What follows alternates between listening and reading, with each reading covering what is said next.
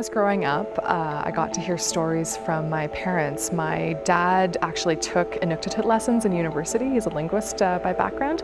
And my mom used to do business trips up to the Arctic. And so she would tell me these stories and bring back soapstone carvings and everything. So it really ignited my interest. Later on, I actually found these photos from my grandfather's collection. He went up there in 1956. So I guess there's sort of those seeds were planted in my childhood. And then when I was in university, I got to take a really amazing anthropology course, and we looked a lot at Inuit culture and actually had some throat singers come into our class. When I got the chance to go up to Dawson City in the Yukon for 3 months, I already had this idea for this book in mind, and it gave me the opportunity to travel into some of these communities in the subarctic and Arctic and talk to people one-on-one and really get into the archives.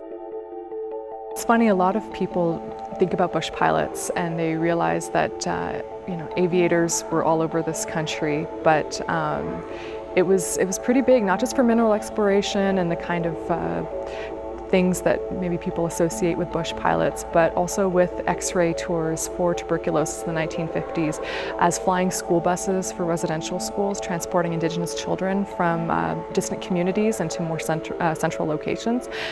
So it was, really central, obviously, all the way through for transporting everything from sled dogs to washing machines to the kind of building materials that you would need to get your local school going, say in Old Crow, which is the only fly-in community in the Yukon. So there's really, aviation is connected to every single facet of northern life, for better or for worse sometimes.